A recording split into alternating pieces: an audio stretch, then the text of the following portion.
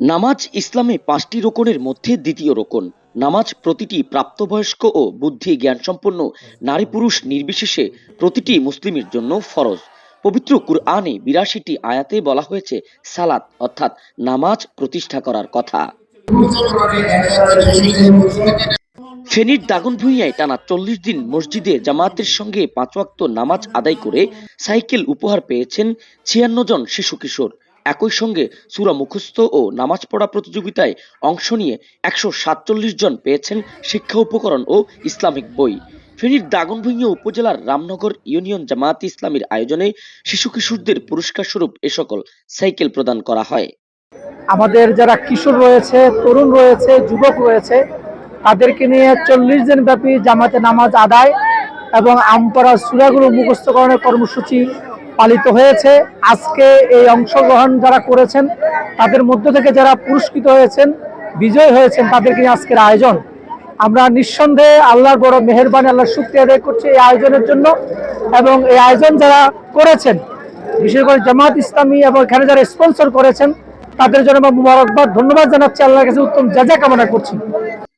আয়োজকরা জানান, শিশু কিশোররা যাতে মসজিদে যেতে অভ্যস্ত হয়, নামাজের গুরুত্ব সম্পর্কে জানতে পারা এবং আল্লাহর পরিচয় লাভ ও সমাজে পারস্পরিক ভ্রাতৃত্ববোধ প্রতিষ্ঠা করতে রামনগর ইউনিয়ন জামায়াতে ইসলামী এই আয়োজন করে।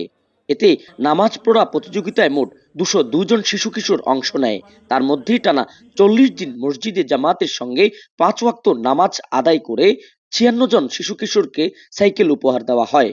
অনুষ্ঠানে রামনগর ইউনিয়নের ১৬টি জামে মসজিদের ইমাম ও মুয়াজ্জিনকে উপহার প্রদান করা হয়। সন্তানকে নামাজি, নেককার, পারিবারিকভাবে জান্নাতময় পরিবেশ তৈরি করার জন্য যে উদ্যোগ দাগনভূঞা উপজেলার রামনগর ইউনিয়নের সংগঠন দেখিয়েছে জামাত ইসলামী বাংলাদেশ, এটা দেখে যদি সারা দেশের মানুষ কিছু শিক্ষা পায়, অন্তত আজকে ৫৬ জন ছাত্র যে সাইকেল পাচ্ছে, এরা আমি বিশ্বাস করি আর কোনোদিন নামাজে পিছপা হবে না। সুতরাং এটা প্রত্যেক পারিবারিক জীবনেই একটা আনন্দ। এই আনন্দটা ছড়িয়ে পড়ুক পুরো দেশব্যাপী এবং এটা জামাতের সমাজ কল্যাণের একটি অংশের একটা নমুনা মাত্র। আমরা আশা করব আমাদের সন্তানরা নামাজি হবে। স্থানীয় এলাকাবাসীরা বলছে, এমন আয়োজনের মধ্য দিয়ে নামাজমুখী হবে তরুণ সমাজ। তরুণরা নামাজমুখী হলেই বদলে যাবে সমাজ ও দেশের চিত্র।